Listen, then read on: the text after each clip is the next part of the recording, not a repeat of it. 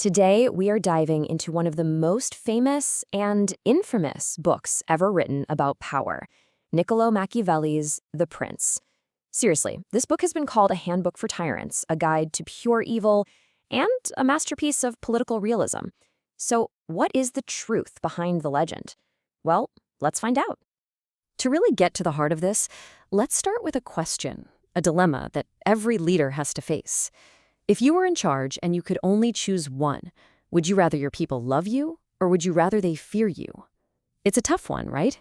And it is the exact question Machiavelli decided to answer. For 500 years, leaders, executives, and strategists have all turned to The Prince for its cold, hard answer to that very question. And the advice it gives is, well, it's practical, it's ruthless, and it completely throws any sort of moral fluff right out the window. Okay, so let's get right down to it. What did Machiavelli actually say that gave this little book such a notorious reputation? Because this isn't about ideals or how the world should be. This is a guide for how to rule in the messy, brutal, real world. I mean, just look at this list. This is not subtle advice. Machiavelli tells a ruler that to hold on to power, you have got to be willing to use violence. You need to be a master of deception. You should break your promises whenever it helps you. And yeah, use cruelty as a strategic tool to get things under control. It's no wonder people were shocked then and are still shocked today. But here's the thing. To really understand this, frankly, shocking advice, you have to understand the man who wrote it, and more importantly, why he wrote it. Because this wasn't just some philosopher in a tower. This was deeply, deeply personal. You see, Machiavelli wasn't some nobody. He was a successful politician, a top diplomat in Florence, but his world got turned upside down when the powerful Medici family swept back into power in 1512. He was kicked out of his job, arrested, even tortured. So a year later, what does he do? He writes The Prince and dedicates it to the new Medici ruler. At its very core, this book was a job application. He was desperately trying to prove he was still valuable. And this quote just nails it. He was basically offering the Medici family the most valuable thing he owned, his knowledge, a practical, no-nonsense handbook on how to actually survive and hold on to power. It was his desperate plea wrapped up as essential advice. But it wasn't just about getting a job. Machiavelli was also a patriot. He looked around at the Italy of his time, and it was a complete mess. A patchwork of tiny states all fighting each other, with big powers like France and Spain constantly invading. He believed Italy desperately needed a strong, even ruthless leader to unite the country and kick the foreigners out. So the prince is also an impassioned plea for a savior to rise up. So this brings us to his core belief. Because to justify all these ruthless tactics, you have to start with a very specific and, let's say, pessimistic view of other people. And Machiavelli's view was, to put it mildly, incredibly cynical. This right here is the foundation for everything else. He argued that a ruler has to govern based on how people actually are, not how you wish they were. And in his eyes, people are just not good. Trying to be a virtuous saint while ruling a world of sinners is, for him, a recipe for total failure. And he really didn't mince words. He saw people as fundamentally ungrateful, flaky, and dishonest. He believed we're all driven by greed, we're cowards who run from danger, and will turn on a leader the second it benefits us. So if that's who you're dealing with, your tactics have to match that reality. And if you need one quote to sum it all up, this is probably the most famous and chilling one. Patrimony just means your inheritance, your property. He's saying that people are so selfish and materialistic that they'll get over the death of their own father faster than they'll get over losing their money. It's a brutal take on human nature, but it's the absolute key to understanding his advice. Okay, so if people are really that bad, how exactly is a prince supposed to rule them? Well, this is where Machiavelli lays out his practical, step-by-step guide for keeping control.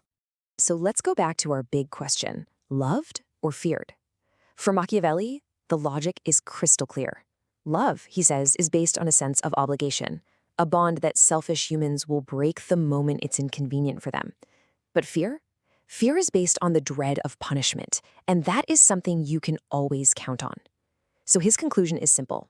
A wise prince will always, always build his power on fear. He then uses this famous analogy, saying a ruler needs to be two beasts in one.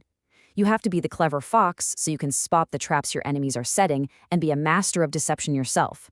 But you also have to be the ferocious lion, so you can scare off the wolves with a raw show of force.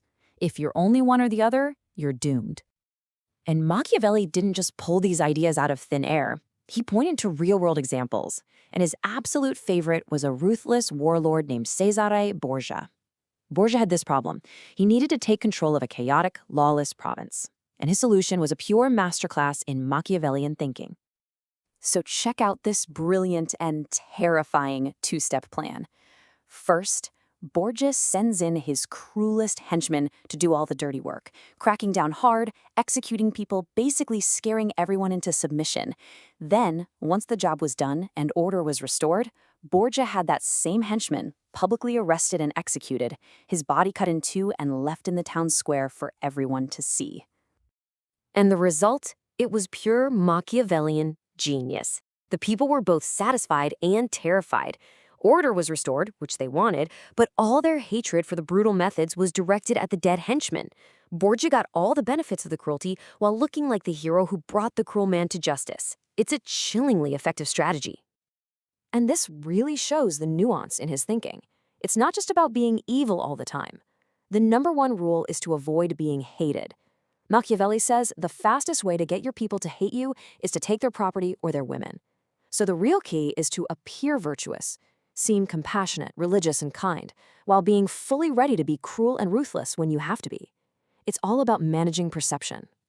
So, after 500 years, what is the legacy of this little book? Well, it literally gave us a word to describe a very specific and very modern kind of operator. When we call someone Machiavellian today, we're tapping into this entire philosophy. We mean that they are cunning, that they are scheming, and that they are fundamentally unscrupulous when it comes to getting what they want. His name itself has become shorthand for ruthless ambition. And the reason we are still talking about this book is because, whether we like it or not, it describes a world that we all kind of recognize. It's a book that is grounded in brutal realism. It looks at power not for what it should be, but for what it so often is. A tough, competitive, and sometimes vicious game. Which of course leaves us with the final question. How should we really think about Machiavelli? Was he a teacher of evil, literally writing a playbook for tyrants? Was he a stone-cold realist, just giving the ugly advice needed to save his country? Or was he, maybe, just a deep cynic who saw the absolute worst in all of us?